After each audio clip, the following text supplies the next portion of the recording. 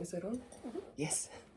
Here's me, again, not knowing what I'm doing, but I've brought my daughter Zoe along for the ride. She doesn't know what she's doing either. We thought we'd make this video because if you've been watching my channel for quite a while, you'll know that I've made quite a few videos about things that people just don't talk about. So people have found videos on my channel that they couldn't find anywhere else. And my daughter's got something going on that she's been trying to research on YouTube and just on the internet in general. And I was asking her about it today and she said, no, I can't find anything. So I said, let's make a video for other people who are going through the same thing. There won't be that many of you, but for the few people that it might help, that'll be really helpful for them. I forgot my Milo. So, Zoe, do you want to tell people what you've got going on? All right, so I have Temporomandibular Disorder, which basically means that the joint in here doesn't function as it's supposed to. Quite often they'll sort of refer to it as TMJ, that's just the name of the joint. TMD is sort of more of an umbrella term though. It basically just means there's something wrong with it, but it's not very specific. So it could be a number of things that could be wrong with it, which is the issue that we kept running into because we kept asking what's actually wrong with it, because it would the treatment plan would differ depending on that, especially because, as it is with mine, the only thing to fix it now is surgery. Yeah. Which is why we kept pushing to say, no, we need to figure out what's actually causing it, because for some people it can just be that their mastocytic muscle is overworked, it's putting too much pressure on it. Yeah, and that can happen just purely from people being stressed and grinding their teeth in their sleep at night, which Zoe doesn't do. I didn't have any of the grinding, any of the wearing down on my teeth. Lots of dentists kept saying to her, well, you must grind your teeth at night, but she's got no wearing down of her teeth, and we've had slumber parties together, and I'm very familiar with how Zoe sleeps. And when someone grinds their teeth in their sleep, you hear it. You 1,000,000% hear it, and I've never ever heard her grinding her teeth. So the jaw joint is a ball and socket joint, isn't it? And in the top of the ball, which is the bit in the bottom that goes into the socket, which is in the top, there's meant to be a disc that cushions that. We'll save that for later on, just how bad your disc is, won't we? But it's taken us. When did it happen? Initially, we think. So Zoe's 25 now. She's 25. Closing on 26. Yeah. I've had pain with it for about a decade. In the beginning, though, it was very intermittent. So it was only really if I ate a lot of crunchy foods or it was winter time, that it would sort of get a bit sore. We think it could just be a lot of young women have it, just as a developmental thing. And they will grow out of it. Not so lucky with me. Yeah. We think it's possible that it may have been from an injury because I got knocked to the face. Knocked to the face? Is that what you call it? She got kicked in the face. I elbowed. It's no leg. I thought she kicked you. No, she elbowed me. Oh, okay. Anyway, thank you, Zoe's cousin. And when that happened, we were more concerned. I have some weird cartilage stuff happening with my nose now, and we were more concerned about that. So we didn't even think about my jaw, but that was around the time that the pain started. And around about that same time as well, we dropped the car boot on your head as well, didn't we? Oh yeah. Yeah.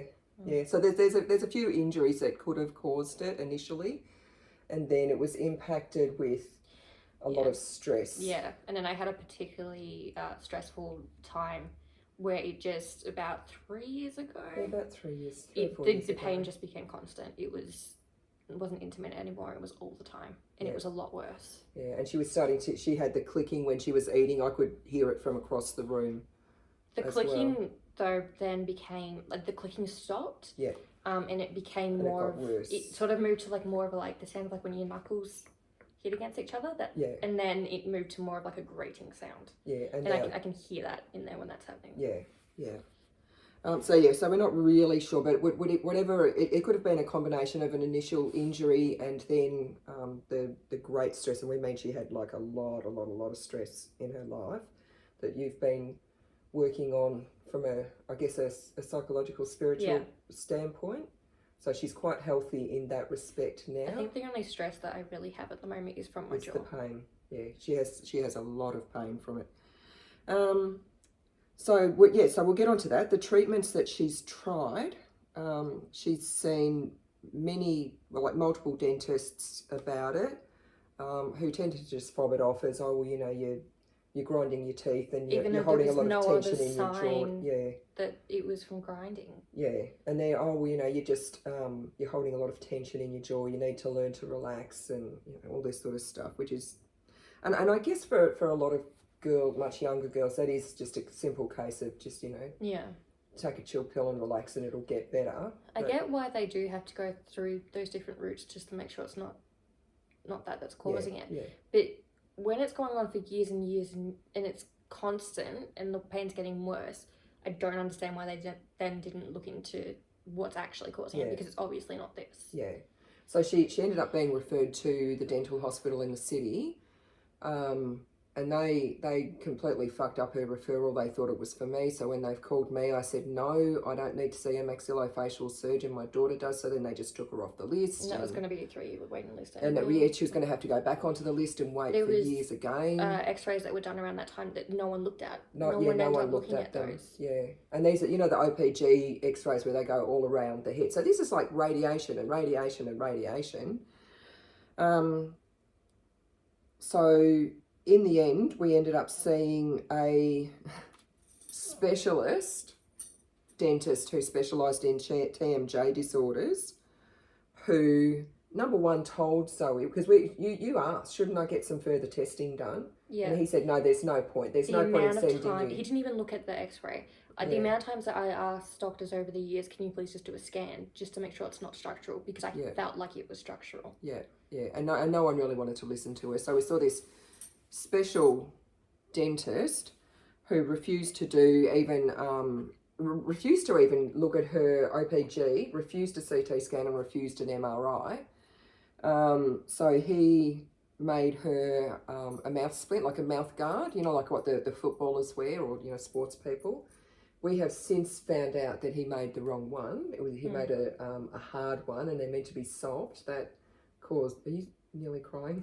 It was very, very traumatic for her when she used that splint, because it actually made it a lot worse, and it cost you, what, about $200 or something? No, the splint was like $500 for this fucking splint, and it hurt her a lot to have it made as well, because Zoe, with this with her jaw, she can't open her mouth very wide. Yours is what, less than 2 centimeters? Yeah.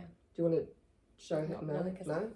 Okay, but Zoe, because it'll hurt her. But Zoe's jaw, like her teeth, she can get them less than 2 centimeters open. So if you just sitting there now, open your mouth as wide as it will go, you'll see that it's a lot more than 2 centimeters. And I'd show you on camera, but I just ate a donut, and I don't want you to see all the donut in my back teeth. So he made her a splint, which was the wrong splint, and caused her even more pain.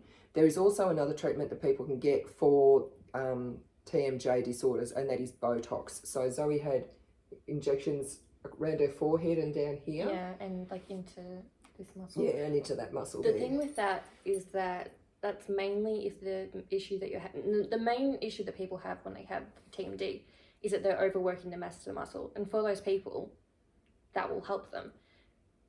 For me, it sort of, I get like nerve pain along this side of my face. So I guess it's sort of... I mean, the Botox helped a little bit. But not with the actual...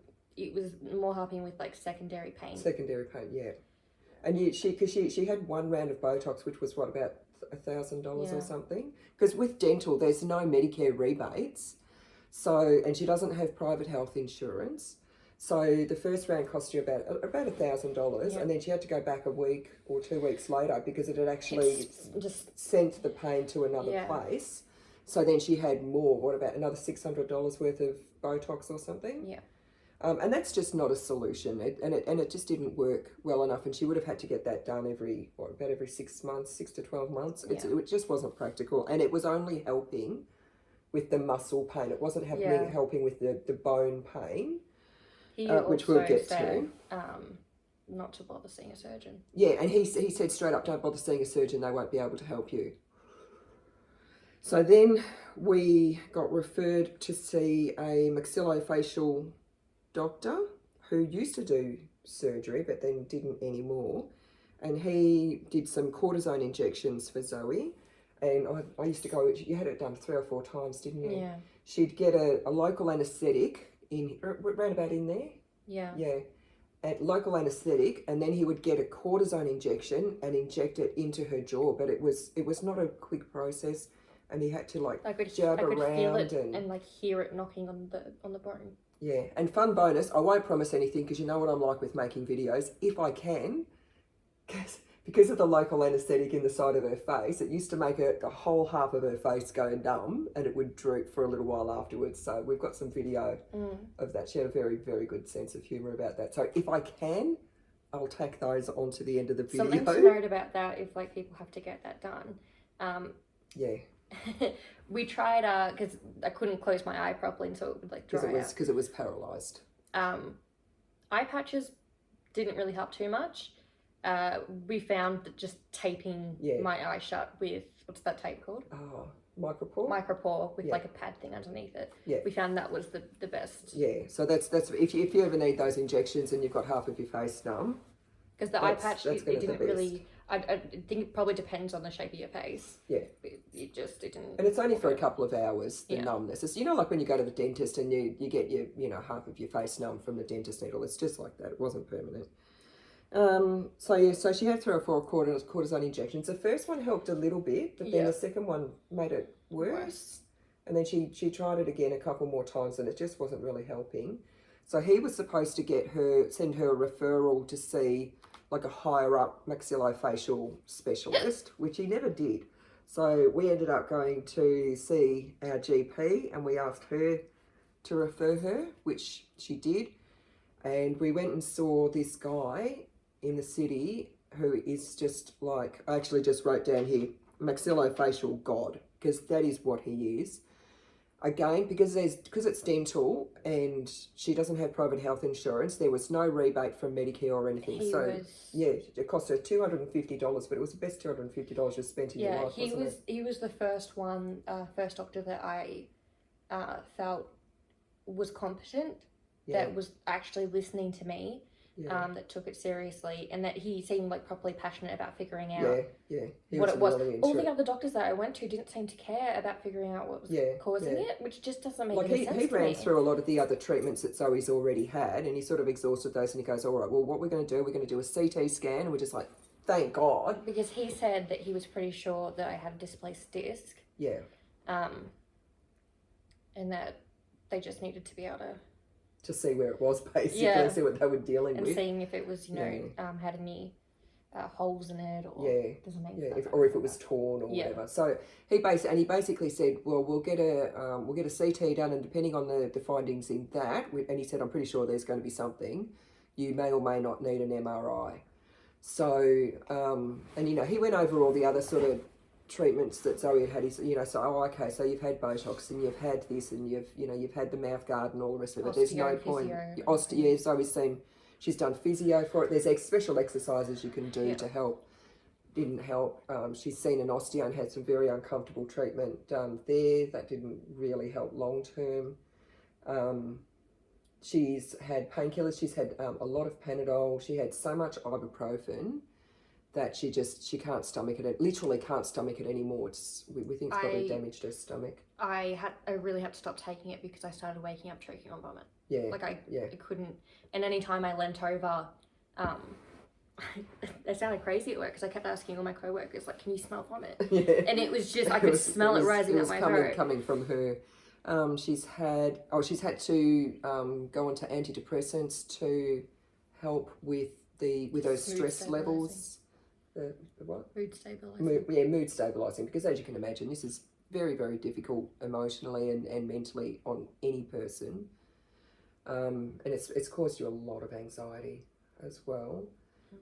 She has, in more recent times, taken endone just so she can get through the day at work. Do you want to tell them what happened, how you felt? So when I was taking like the Panadol and ibuprofen, didn't really do much. I have a headache all the time, so I guess it sort of helped with the headache, but not the localized pain. So when I took the endone, that was the first time in about 3 years that I felt like I could just think about how I actually feel about things, how I could have a conversation with someone and not be trying to think through a fog. Yeah. Because it started to feel after a while like the pain had taken over. Yeah, like I didn't really exist underneath it. Like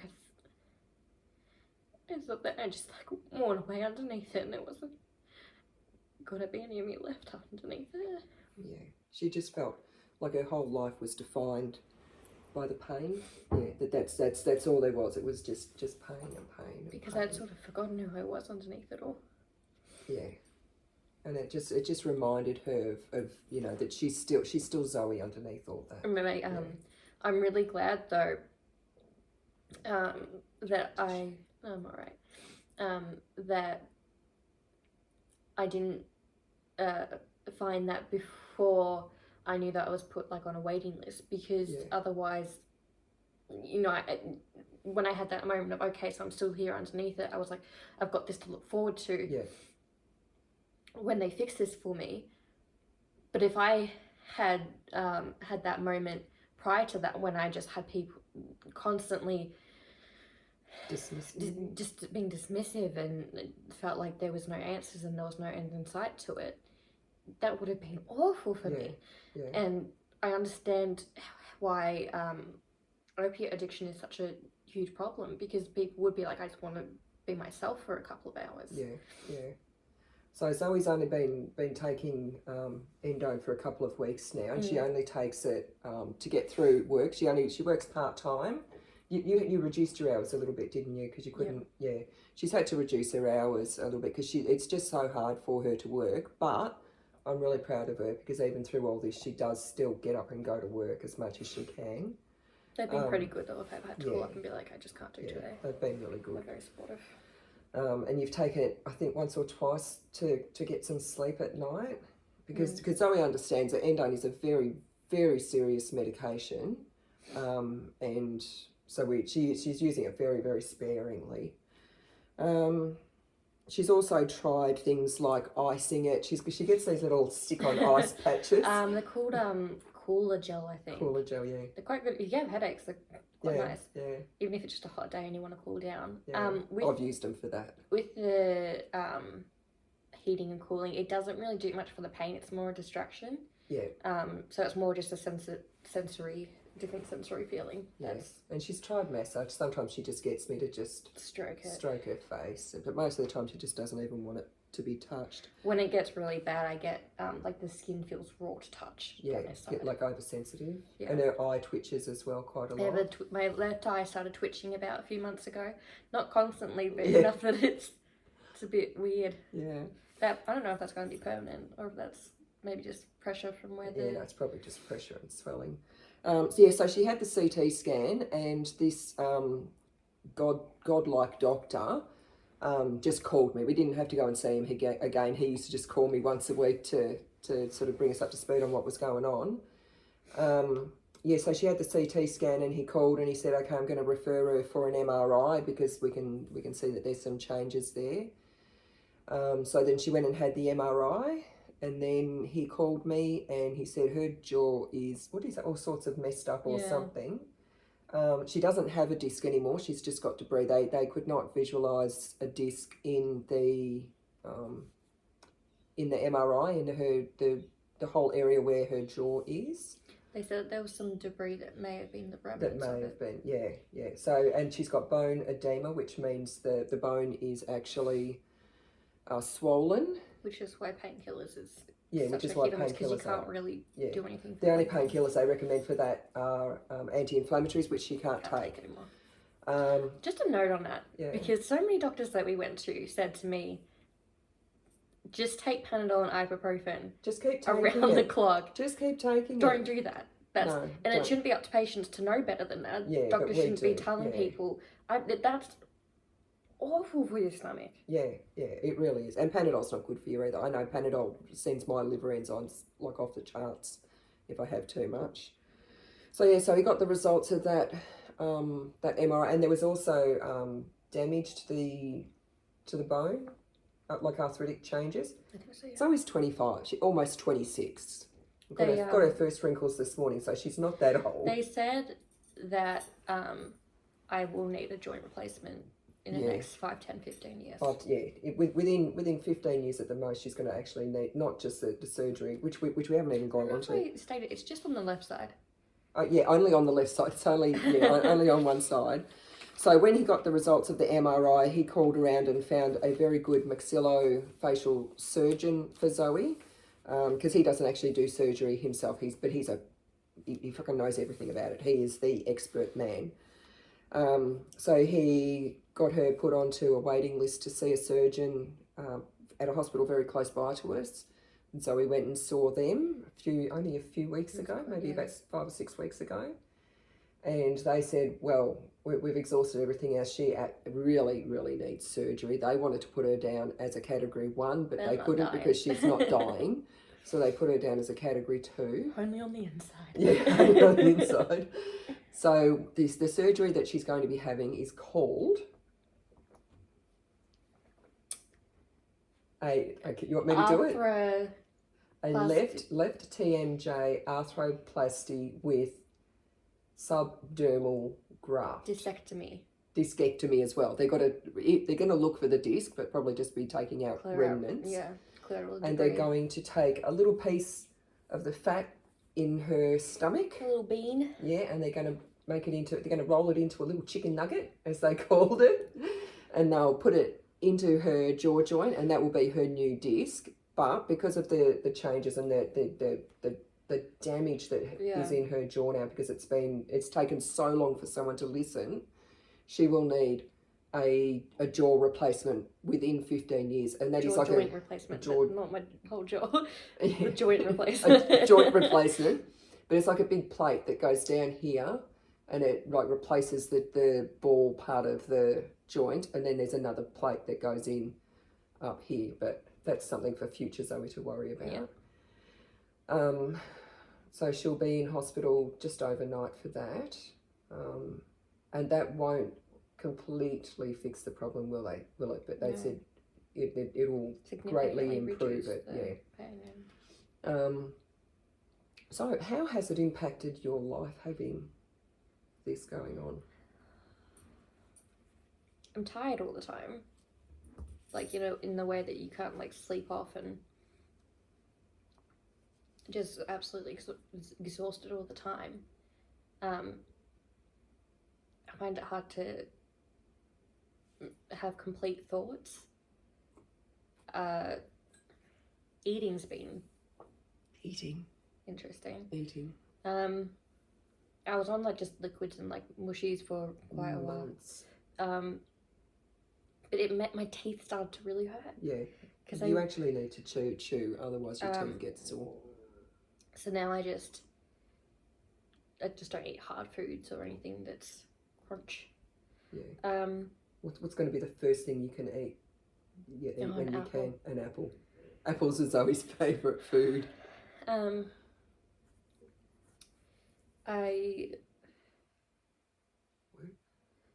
With work, I do like 2 shifts a week now. Yeah. Even that's quite hard for me to do because it's talking. Talking hurts. Sneezing hurts. Yeah, and that has a big impact as well, because we were going to go to the gym today, weren't we? And Zoe woke up, 2 surprise sneezes, set her jaw off. Okay, we can't go to the gym. Coughing. Oh, God, when I got sick a few months back, that was awful. Yeah. The other thing with that as well is that when I was waking up choking on vomit, I wasn't even scared that like, oh, I'm going to die in my sleep. I was like, I'm terrified of vomiting because that's going to really hurt. Yeah. Can't wear your glasses. Yeah, I can't wear my glasses because the headaches that I get from not wearing my glasses aren't as bad as the headaches I get from wearing them, because anything that presses along here hurts. So I couldn't wear a mask. I did in the beginning for a bit. Oh, yeah. Yeah, she's one of those people who's got a genuine reason for not wearing a mask. But the constant pressure of it being along here, just awful. So I found it really helped when I stopped wearing a mask. And kissing? Yeah, that's pretty much good enough. Yeah. Pretty much that's part of my life's been put on hold because it's just not really worth the pain. Yeah, yeah. Sneezing, coughing, talking. Now the surgery, do you want to show them where your scar's going to be? Because they can't do this one keyhole. There's a few different surgeries they can do for TMJ disorders. Clearing it out and just like pulling the disc back into place. I think they can do that one keyhole. But they're going it'll be hidden like in my hairline. They'll have to like shave back here a bit. There'll be a cut that goes down here and then another one that goes sort of in front of your ear. Yeah, and sort of wraps around, and they're going to peel her face back. Get into that jaw joint. So she's going to have quite a big scar down here, but she doesn't care. Even if I had like a visible scar like going down, I don't care, just fix it. Yeah. They said that there is a possibility, quite a small possibility, that I'll end up with some nerve damage like around my eye and my eyebrow. The absolute worst end of that, which is really unlikely to happen, is that I won't be able to close my eye. Not and that could be permanent, but unlikely to be permanent. What would be more likely if I was going to have any damage is that my eyebrow just wouldn't raise as much as the other one. So it'll just be like she had Botox only on one side. Yeah, that doesn't bother me. You're just going to get Botox on the other side as well, so you match. Just freeze my whole face. Yeah, but see, that's how bad the pain has got. They've said to her, you might have, there's a very small possibility that you'll have permanent nerve damage, and she's just like, I don't care. Just fix this so that it doesn't hurt anymore. That's how bad it is. So and that's why we've made this video, because we were having coffee earlier and I asked Zoe, I said, have you been looking up anything on, like people who've had this surgery and what it's been like for them? And you've not really been able to find anything. And it's all from like quite a few years back as well, so it's because this is quite a new surgery as well. This procedure. So also with the state of mind, most people will grow out of it. Yeah. It'll sort of work itself out, because most of the time it's just the disc has displaced itself. I think sometimes it just pops back into place. Yeah. But you don't have one now. Yeah, I think he said that I was like in the 10% of people that it needs further like just surgery and to fix it. I lost my train of thought. I do that all the time. No, it's completely gone. No, that's okay. So Zoe's going to be one of the rare people having this surgery, or maybe we just haven't been able to find people who have had this surgery. The thing that also gets me about this is that there aren't that many people that need the surgery, or because we had so much trouble getting me to this point? Is it because no one's been listened to? The amount of people, that doctors and stuff, that just did not seem to care to figure out what was actually causing it. Yeah. In 10 years, no one did a CT, no one did an MRI. And it's even more difficult for us because Zoe works part-time. I'm on a disability pension, so it's not like we have, like unlimited funds to just go and see, private doctor after private doctor. It all adds up. Like this one appointment for Zoe cost $250. $250 of the best dollars ever spent, as it turned out. Yeah. But they're not everyone is helpful. We'd already seen 2 specialist, like dental specialists before that. Although that was quite subsidised, I think. Yeah, there was some Medicare on that. So anyway, Zoe hopes that this will help. If other people, what my thought was. What was it? That like, especially with chronic pain and issues like this, you don't have any energy to fight. You don't have the energy to sit there and advocate for yourself and say, no, that's not good enough. And so I had mum throughout all of that to do that for me, but not everyone has that. Yeah. Yeah, a lot of people are going through it on their own and they would just give up. And especially because I started to get to a point where even now I have moments where I go, well, is it as bad as I think it is? Am I just imagining that I'm in a lot of pain? Because the amount of times that I would be sitting in a doctor's office and be telling them, this is what life is like for me at the moment. Like, I don't know how to live in this body anymore because it hurts all the time.